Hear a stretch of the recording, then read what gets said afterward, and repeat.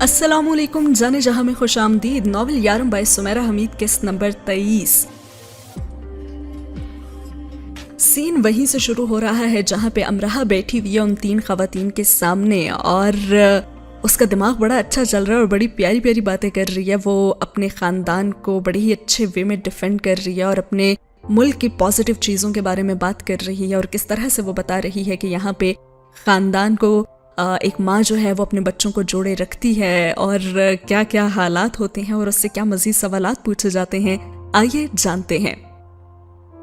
अब तीनों खवातीन ये बगैर तो ना रह पाई और काफ़ी इमोशनल भी हो गई और तीनों खवातीन अपनी नम आंखें साफ कर रही थी और वो पाकिस्तानी मुश्तरका ख़ानदानी निज़ाम से काफ़ी मुतासर नज़र आ रही थी। और यहाँ अमराहा ने बड़े ही पॉजिटिव पॉइंट सामने रखते हुए दाद देनी पड़ेगी अमराहा को कि डिफेंड अच्छा किए जा रही है। और फिर अमराहा उन्हें दादा और दादी और फिर नाना और नानी वगैरह के किरदारों के बारे में मज़ीद बताने लगी कि कैसे वो बच्चों की तरबियत की जिम्मेदारी अपने सर ले लेती हैं और कैसे वो ख़ानदान को जोड़े रखने में सबसे अहम किरदार अदा करते हैं। और फिर मिसेस एडम जो है वो टिश्यू से आंखें रगड़ते हुए कहने लगी, इसीलिए मशरकी लोग जो मगरिब का सफर करते हैं तो वो अपने घरों को बहुत याद करके रोते हैं। और अमराहा तिरछी नजरों से तीनों खवातीन को देखती रही और उसने यहाँ अपनी बेहतरीन परफॉर्मेंस दे दी थी, मतलब क्योंकि वहां पे मौजूद खवातीन टिश्यू से आंखें रगड़ने पे मजबूर हो गई थी उसकी बातें सुनने के बाद और उनकी मोहब्बत और यूनिटी थी उनके खानदान में उसको देखने के बाद। और डीएनए बच्ची जो थी वो भी खामोशी से अमराहा के पास बैठी उसे हमतन गोश सुने ही जा रही थी। अमराहा को अगर डर था तो वो सिर्फ उसी एक बच्ची से डर था कि कहीं वो उससे ही गलत साबित ना करते। जितनी गौर से वो उसे घूरी जा रही थी और उसकी जो आंखों में लगी हुई एक्सरे मशीन उसे स्कैन किए जा रही थी, अमराहा उस 9 साल बच्ची से घबराई हुई थी। और फिर वही हुआ, डीएनए बच्ची ने सवाल पूछ ही लिया कि तुम अपने घर को याद करके रोती हो। अब अमराहा उसे क्या बताती कि उसे तो इस ख्याल से ही रोना आ जाता है कि उसे कभी तो वापस घर भी जाना है। और उसने कहा कि नहीं, अभी मुझ पर यह नौबत नहीं आई। और फाइनली उसने सच बोल ही दिया था, अब उसे मजीद झूठ नहीं बोलने पड़ रहे थे। अच्छा, पाकिस्तानियों की कोई एक बड़ी खूबी तो बताओ। और यहां भी अमराहा बाजी जीत गई, कहने लगी, हम बदतरीन हालात में भी ना जिंदा रहना जानते हैं। और अमराहा ने तज्जिया करके और सोच के कहा था और डीएनए सर हिलाने लगी। और अमराहा ने भी फौरन उससे सवाल पूछ लिया, अच्छा मैनचेस्टर वालों की कोई एक बड़ी खूबी तो बताओ। हम ना बदतरीन हालात को बदलना जानते हैं, उसने मजबूत कुव्वते इरादी के तासुर के साथ कहा। और अमराहा तो बच्ची की हाजिर दिमागी पर हैरान हो गई क्योंकि उसने कहा कि हम बदतरीन हालात में जिंदा रहना जानते हैं, यानी कि बस सांस चलती रहती है। लेकिन बच्ची ने कहा कि हम बदतरीन हालात को बदलना जानते हैं, यानी कि वो जो डिफरेंस है ना बिटवीन ब्रीदिंग एंड अलाइव, एक होता है सिर्फ सांस लेना और एक होता है वाकई जिंदा रहना। तो भाई उस 9 साल बच्ची ने इम्प्रेस कर दिया अमराहा को। इस सब के बाद फिर एक ग्रुप फोटो ली गई और मिस्टर एडम ने उनके लिए एक छोटी सी तकरीर भी की जिसके आखिरी जुमले को अमराहा ने डीएनए बच्ची की तरह नोटबुक में नोट कर लिया। उन्होंने कहा था, there are never any winners और any loser, participation is all, remember that and enjoy the challenge of each moments as it arises now. और अमराहा अपने साथ अपनी गैर इस्तेमाल शुदा एक गर्म शॉल और एक कश्मीरी तर्ज का शोल्डर बैग भी लेकर गई हुई थी और एक चूड़ियों का सेट भी था उसके पास। और उसने ये तीनों चीजें उन तीनों खवातीन को पेश कर दी और उन तीनों के तो चेहरे ऐसे दमकने लगे जैसे उन्हें बेशकीमत जवाहिर पेश कर दिए गए हों। और भाई डीएनए वाली बच्ची ने तो सनी बख्शा, जाते जाते अपना ईमेल एड्रेस दे दिया कि अमराहा हर सूरत उसे अपनी रिपोर्ट भेज दे। और अमराहा ने भी सोचा कि हाँ वो उसे जरूर भेज देगी अगर वो अपना डीएनए करवाने में कामयाब हो गई तो। और खुशकिस्मती से वो रेड इंडियन भी निकल आई तो। और साथ ही होता है ये एक बहुत ही बेहतरीन सीन खत्म। इस सीन के बारे में मैं ये बात कहना चाहूंगी कि इस नॉवेल का एक बहुत ही बेहतरीन सीन रहा है अब तक का ये अगर आपका इत्तेफाक हो बाहर जाने का और नॉन मुस्लिम से अगर आपकी थोड़ी डीप डिस्कशन हो जाए तो इस तरह के सवालात पूछे जाते हैं, आपको सुनने को मिलते हैं और लोग थोड़े लाजवाब रह जाते हैं कि अब इन सवालों के क्या जवाब दिए जाएं। लेकिन यहाँ पे राइटर ने एक सिनेरियो क्रिएट करके बहुत खूबसूरती से इन सवालात के जवाब दिए, जो कि आई गेस मीडिया पे बहुत ज़्यादा एग्जैजरेशन और एक बैड इंप्रेशन जो मुसलमानों का एक वो इमेज दिखाया गया है उसके बारे में ऐसे सवालात अक्सर उठाए जाते हैं। तो उन्होंने बड़े ही प्यारे अंदाज में जवाब दिया कि भाई एक इंसान का कत्ल पूरी इंसानियत का कत्ल है और जोर ज़बरदस्ती की अगर गुंजाइश नहीं है तो कत्ल की कैसे होगी, और जो लोग करते हैं वो अपने गुनाहों के खुद जिम्मेदार हैं। आप एक इंसान के गलत करने पे सबको उस तरह से नहीं कह सकते।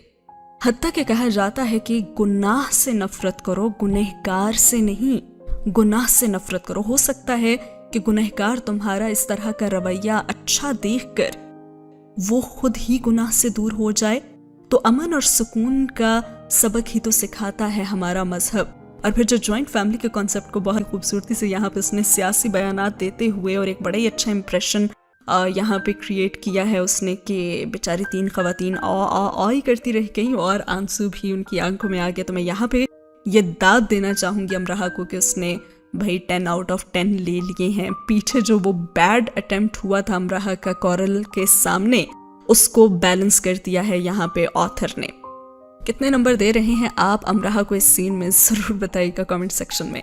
बढ़ते हैं अगले सीन की तरफ। मैनचेस्टर पिकार्डली गार्डन में 230 फुट ऊंचा स्टार फ्लायर झूला है जो इतनी बुलंदी पर बुलंदी से ही नाजा है। अमराहा देखो कि 230 फुट की बुलंदी से मैनचेस्टर कैसा लगता है। यूनिवर्सिटी के बाग में गुमसुम बैठा देखकर वेरा ने करीब आकर उसे लालच दी और जबरदस्ती उसे अपने साथ बिठाकर पिकार्डली गार्डन ले आई। कुछ तो वो उदास थी कि करीब से गुजरते आलियान से उसने हाय कहा तो वो इतनी तेजी से आगे बढ़ गया जैसे वो उससे कोई खैरात मांग रही हो और वो उसे खैरात देते देते थक गया हो, और कुछ वो अपने जहन को कहीं और लगाना चाहती थी ताकि कम से कम सोच सके कि वो मैनचेस्टर को 230 फुट की बुलंदी से देखने के लिए झूले में ही बैठ गई। लेकिन फिर 230 फुट की बुलंदी से उसे मैनचेस्टर तो कहीं भी नजर नहीं आ रहा था, बल्कि वहां से तो उसे मौत ही नजर आ रही थी, और मौत। और वेरा ने उसकी कमर में घूंसा जड़ा और कहा, चुप करके बैठो अमराहा। लेकिन अमराहा ने तो दूर और बहुत दूर धुंधले होते हुए मैनचेस्टर को जैसे आखिरी बार देखा था और सारे मैनचेस्टर को गवाह बनाया कि भाई मैं मरने जा रही हूँ, आओ और मुझे बचा लो, और हाय मुझे बचा लो। और वो तो बस चीखती ही रह गई। यहाँ पे तो भाई स्काई व्हील में बैठ के भी हम खवातीन को मौत नजर आने लगती है, तो वो तो 230 फुट बुलंदी पे जा रही थी और वो ऐसे चिल्लाई और ऐसे चिल्लाई और फिर चिल्लाती ही रही कि बहुत से वक्ती बहरे हो गए थे। यूनिवर्सिटी के कई स्टूडेंट स्टार फ्लायर में मौजूद थे और गोल गोल घूमते झूले में बैठे उन्होंने अपने कानों में उंगलियां ही ठूंस ली थी।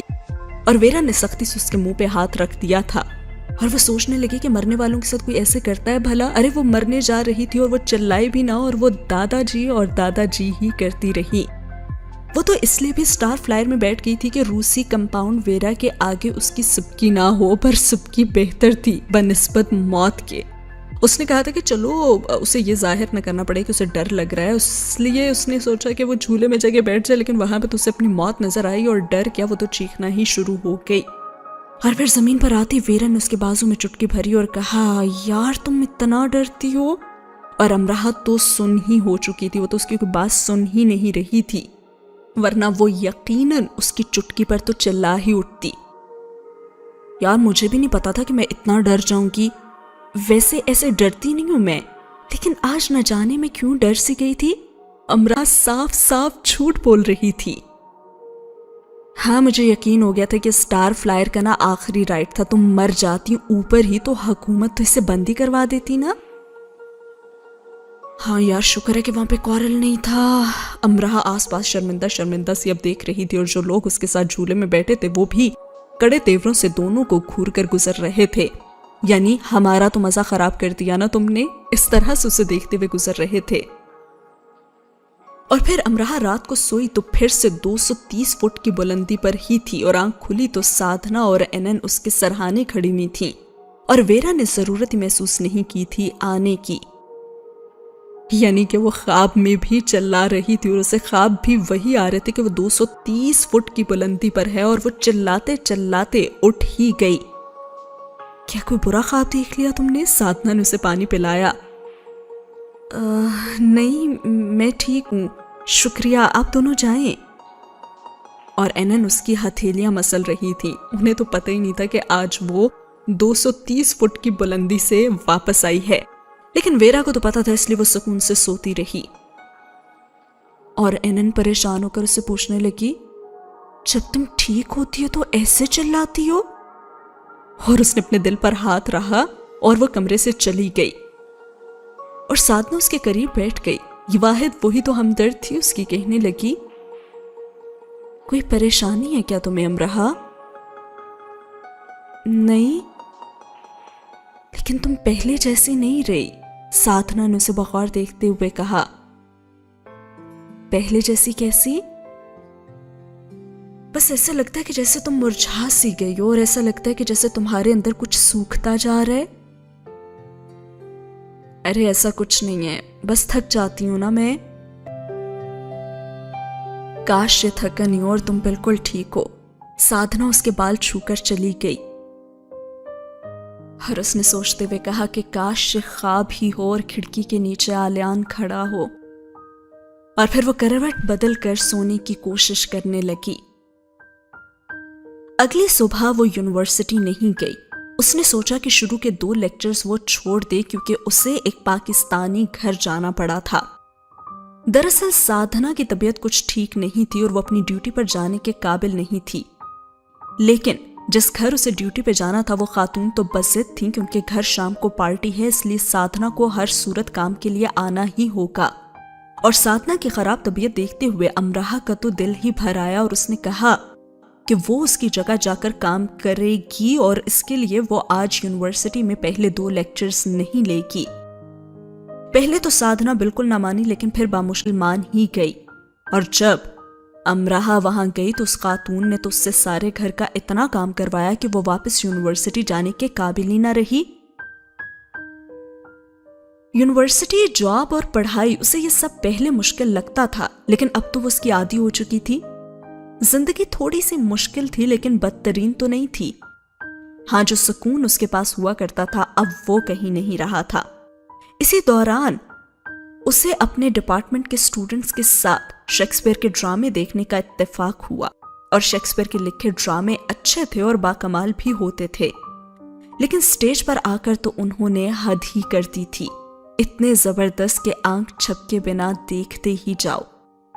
और फिर दूसरे सेमेस्टर में कोर्स की नौयत बदल गई थी और वो मुश्किल लगने लगा था।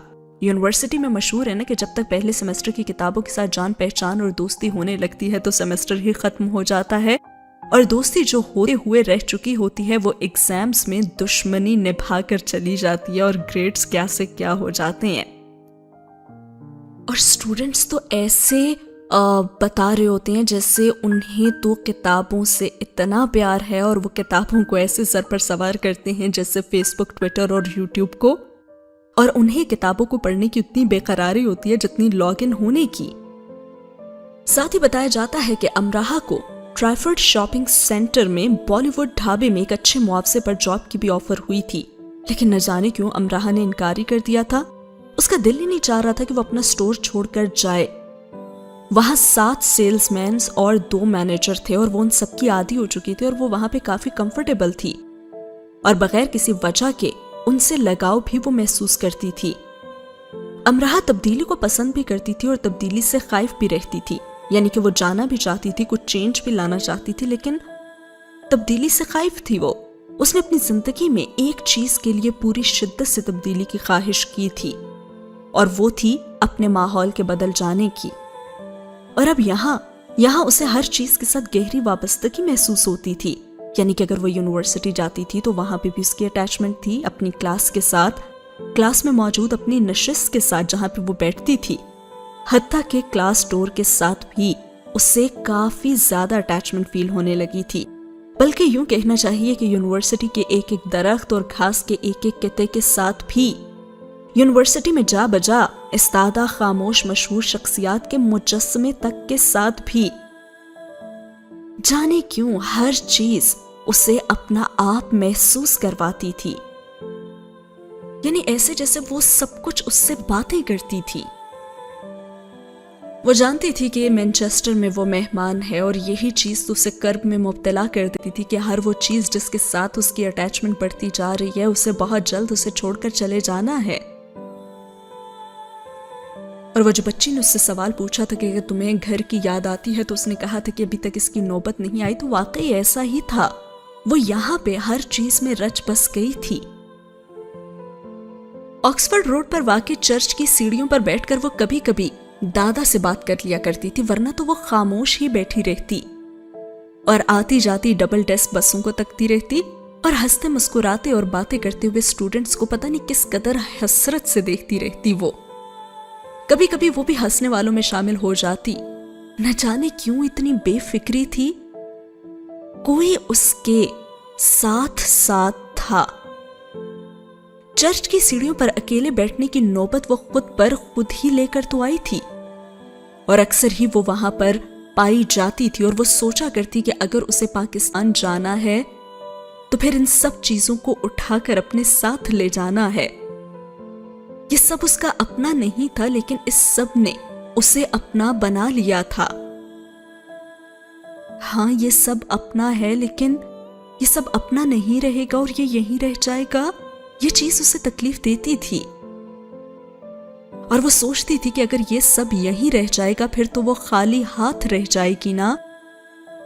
तो क्या मैनचेस्टर उसे सब देकर सब वापस भी ले लेगा? वो रामा वाली बात कि मैनचेस्टर की गलियों में हम मिलकर फिर से बिखर जाएंगे और बिछड़ जाएंगे।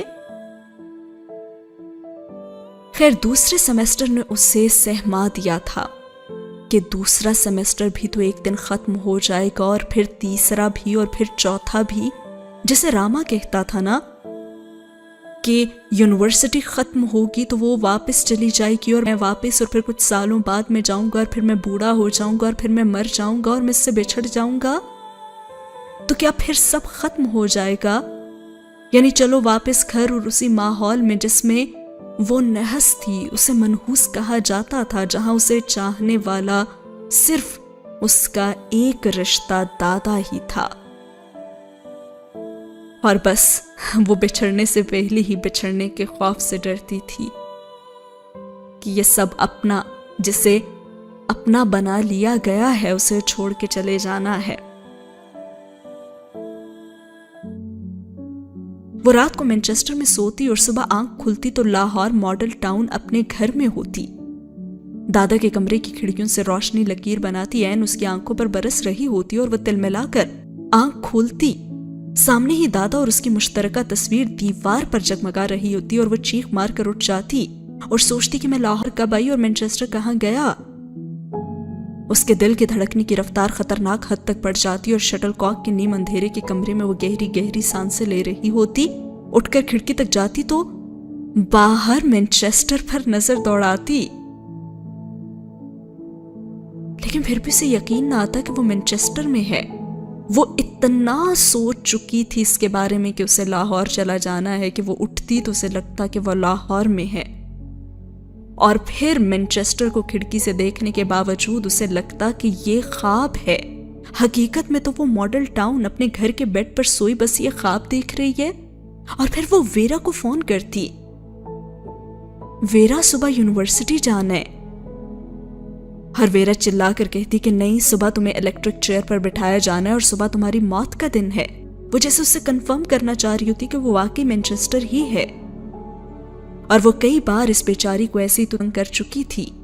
और वेरा उससे सुबह फिर पूछती कि अमराह, तुम्हें ये रातों को क्या दौरे पड़ते हैं जो तुम कॉल्स करके अजीब अजीब सी बातें कर रही होती हो?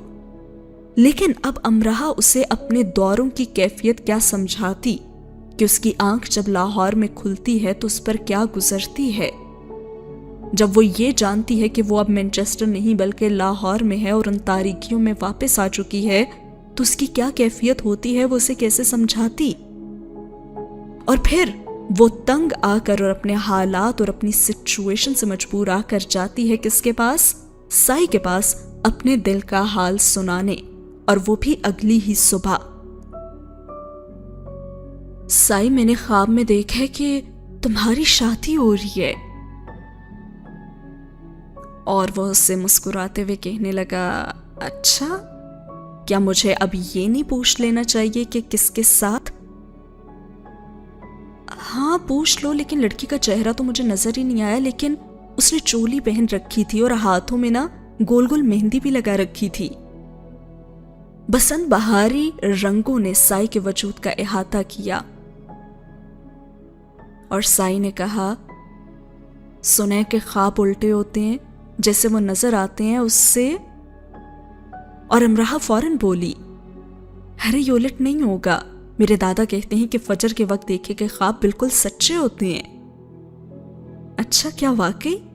बसंत बहारी रंग फिर से उसके वजूद के गिर्द उड़ाने भरने लगे थे और साई कहने लगा, मुझे हैरत है कि तुमने मेरे लिए ख्वाब देखा है।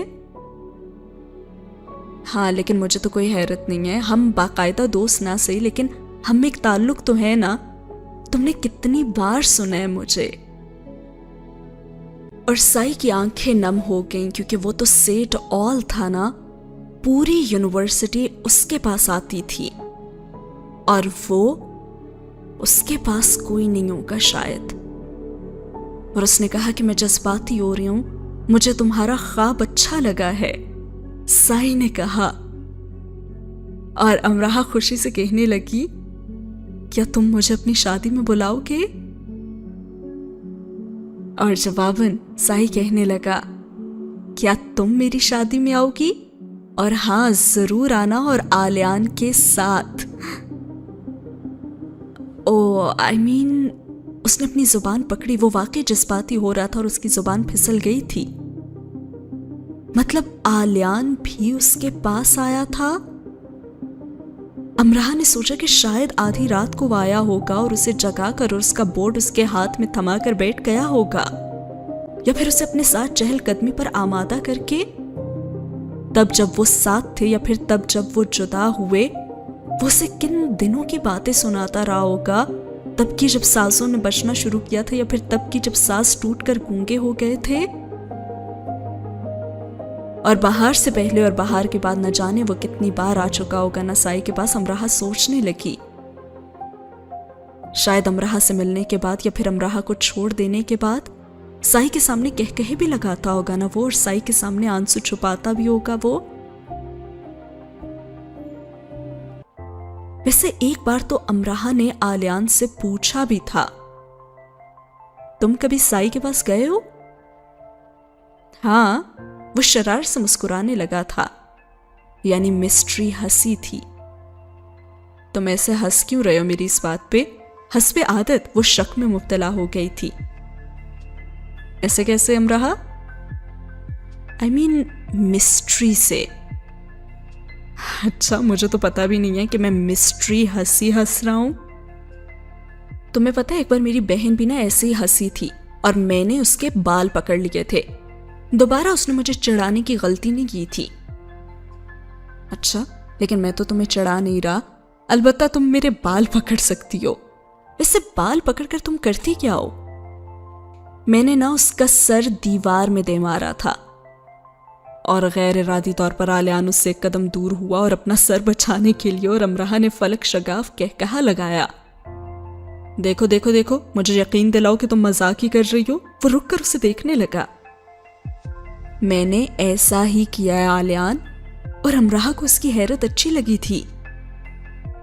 अच्छा, तो जब तुमने ऐसा किया था तब तुम बहुत छोटी होगी ना? और हैरत से उसकी आंखें अमराह पर जैसे ठहर गई थीं। नहीं, मैं तो छोटी नहीं थी, बल्कि मैं तो फर्स्ट ईयर में थी तब। हो, और तुम्हारी बहन का क्या बना? बाएं हाथ की पहली उंगली को उसने बाएं आंख के किनारे रखा। किसका? मेरी बहन का? अमराह को फिर से उसकी हैरत अच्छी लगी थी और वो इस बात को बढ़ाई ही जा रही थी और अनजान बनने की कोशिश कर रही थी। नहीं, आई मीन उसके बेचारे सर का। ठीक ही रहा था, बस अब वो जरा सी तेज आवाज में बात करे ना तो उसके सर में दर्द से टीस उठती है। अमराह ने अपनी हंसी जब्त करते हुए कहा, ओह, लेकिन मेरा नहीं ख्याल कि सिर्फ टीस ही उठती होगी। अच्छा, तो क्या अब भी तुम तैयार हो अपने बाल पकड़वाने के लिए? नहीं नहीं, बिल्कुल भी नहीं। वो अपने सर को उससे और दूर ले गया था अच्छा तो फिर बताओ ना, तुमने साई से क्या कहा? मेरे बारे में ही कुछ कहा होगा ना?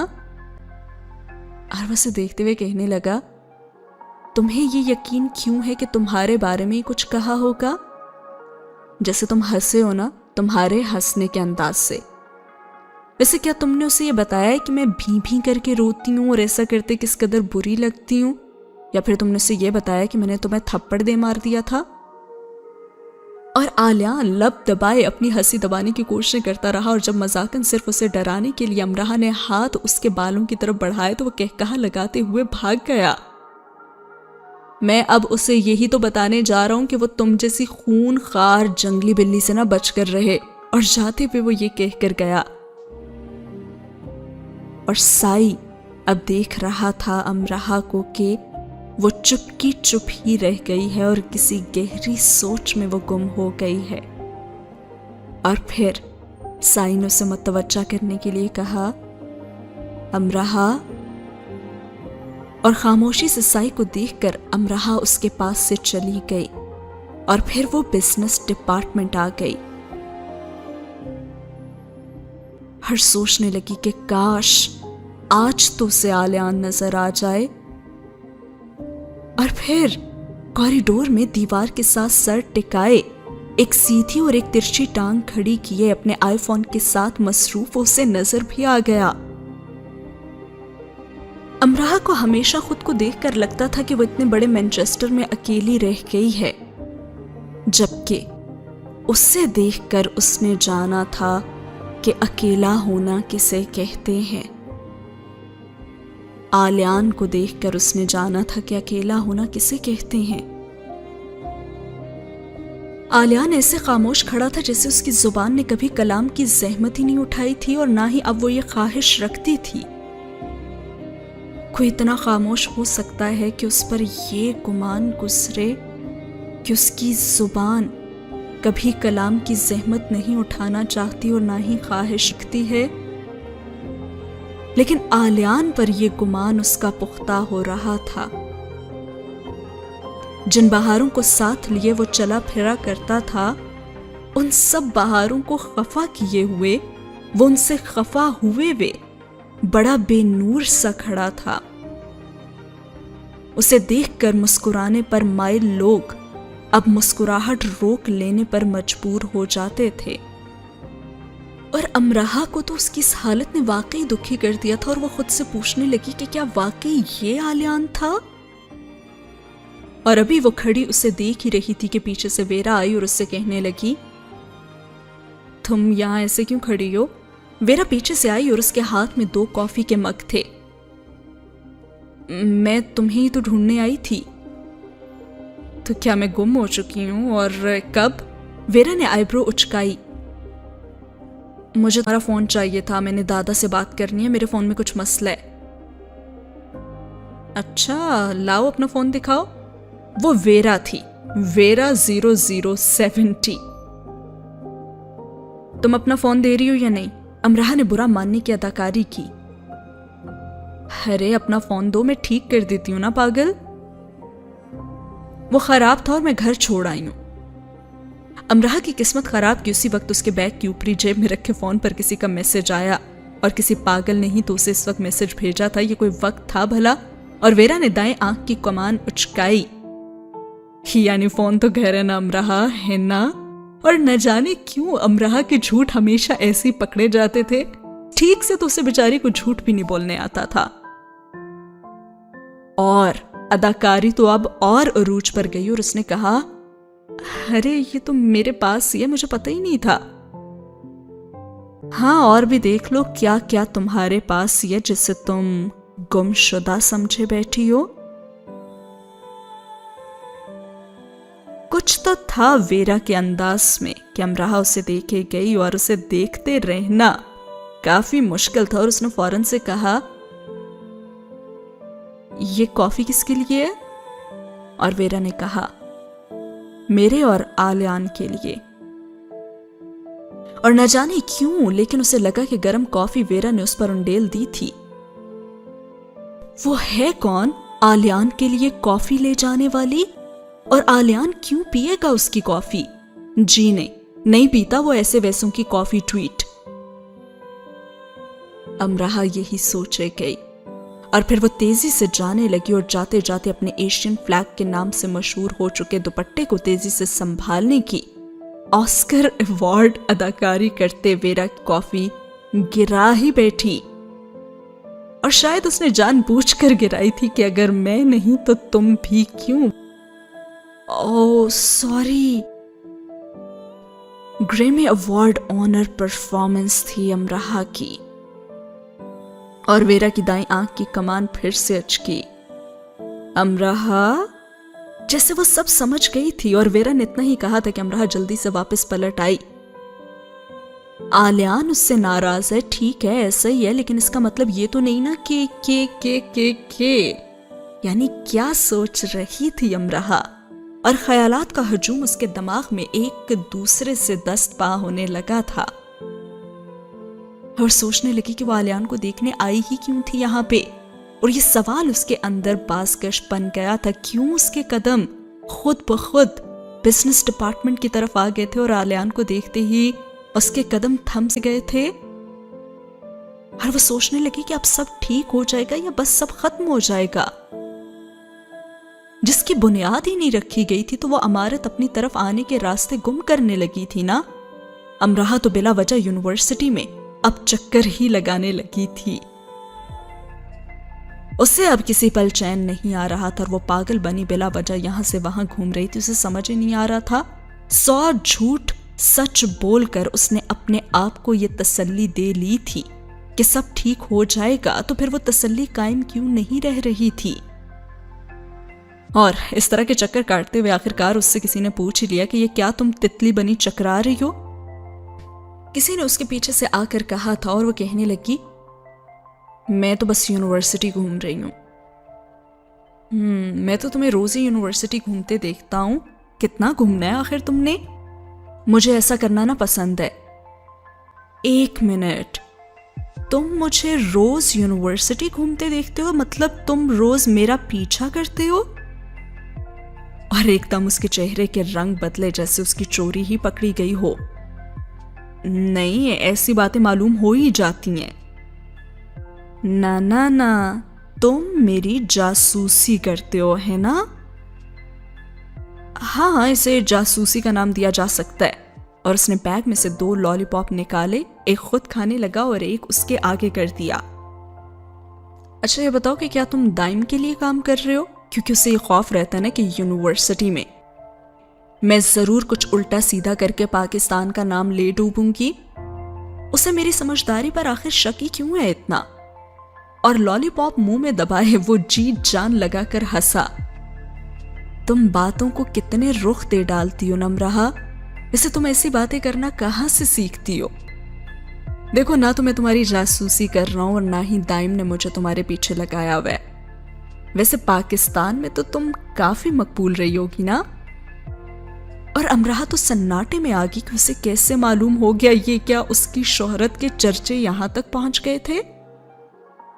और वो जिसे मनहूस का लेबल दिया जाता था, कहीं वो यहां भी तो नहीं आ गया था? और वो खौफ और वो डर। और उसने उससे पूछा, इस बात से तुम्हारा क्या मतलब है?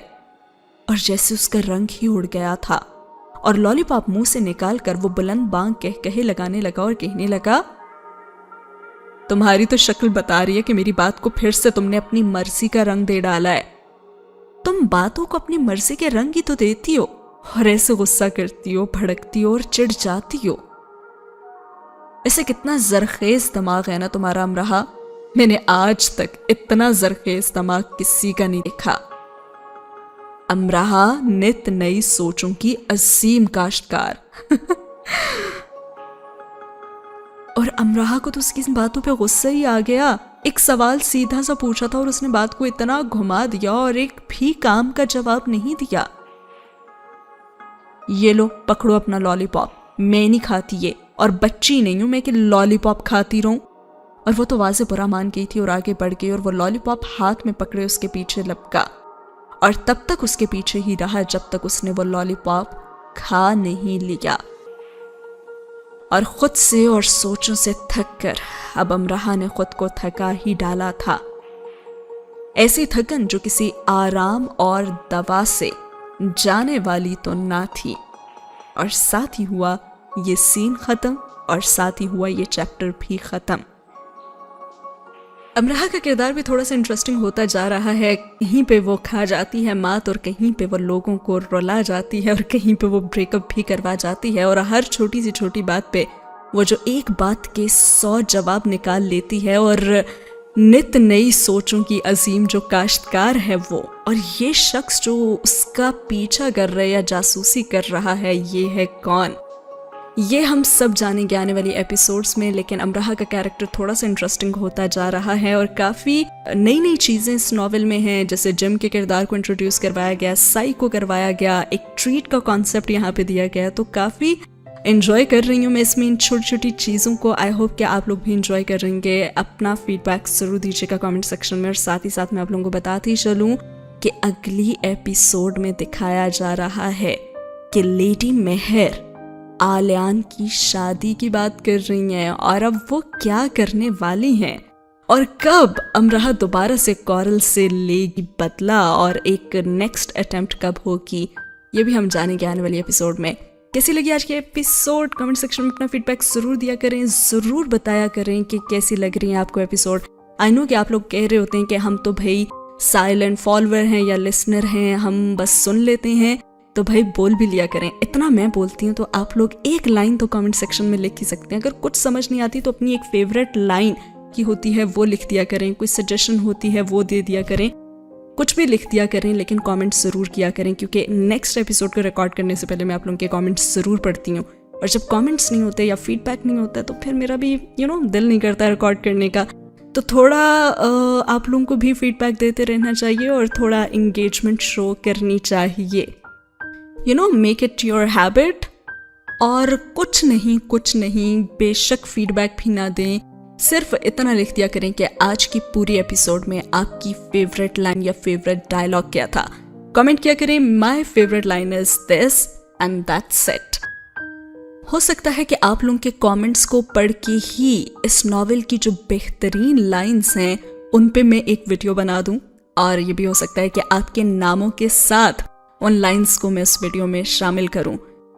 तो ज़रूर कीजिएगा कमेंट और अपनी फेवरेट लाइन ना सिर्फ इस एपिसोड में बल्कि हर एपिसोड में ज़रूर बताया करें। मिलते हैं अगले एपिसोड में, तब तक के लिए रखिए अपना बहुत सारा ख्याल। और अगर आप चाहते हैं कि वीडियोस जल्दी आएँ तो कमेंट में अपनी फेवरेट लाइन भी जल्दी से लिख दें। अल्लाह हाफिज़।